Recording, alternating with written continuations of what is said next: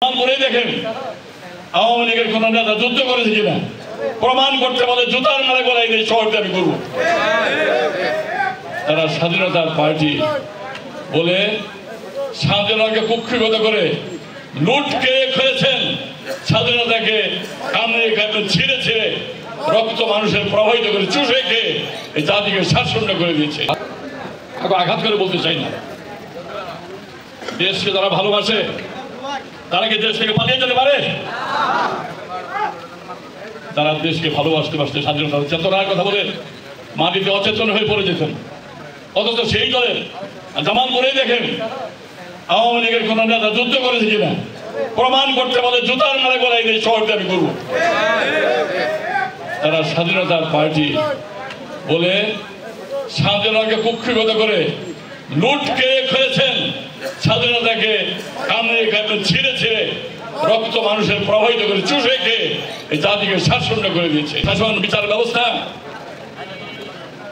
পুলিশের শাসন, সমস্ত শাসনকে তারা পায়ে নিজের পদগ্রহণ মধ্য দিয়ে তাদেরকে আজকে দেশটাকে একেবারে শূন্যের কোঠায় নিয়ে এসে স্বাধীনতার স্বাদকে মানুষের ঘরে পৌঁছে দেবে দূরের কথা, পায়ে পিছে তাকে আজকে যত স্বাধীনতা অপদস্থ পর্যদস্ত বিপর্যস্ত করার শুরু করেছে। আপনারা শুনে আশ্চর্য হলেন। আমি একজন মুক্তিযোদ্ধা 11 নম্বর সেক্টরের যুদ্ধকালীন কোম্পানি কমান্ডার। এই fight against Pakistan army under 11 sector যুদ্ধ করেছি।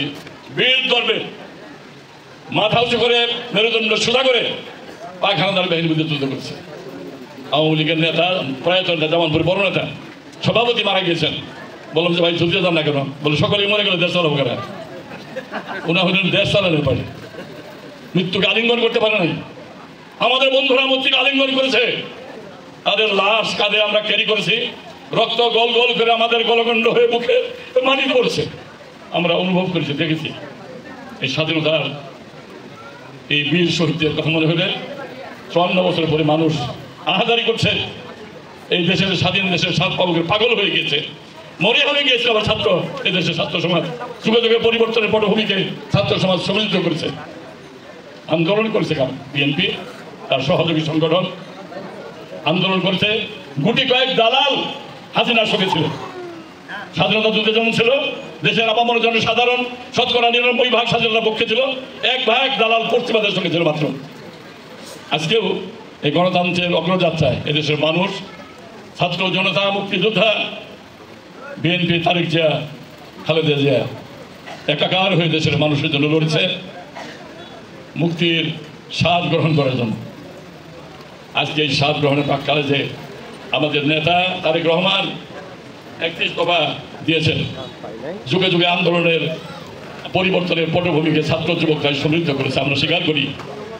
আন্দোলনকে এগিয়ে নিয়েছে সাবেক তারেক জিয়া।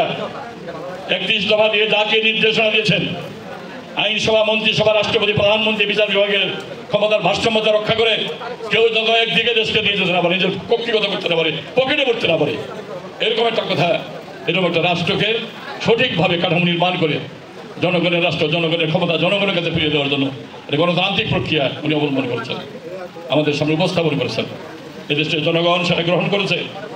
এদেশের জনগণকে শহীদ রাষ্ট্রপতি জিয়াউর রহমান খাল কেটেছেন, একটু আগে দেখলেন উৎপাদন দ্বিগুণ হয়েছে, আপনাদের মনে আছে।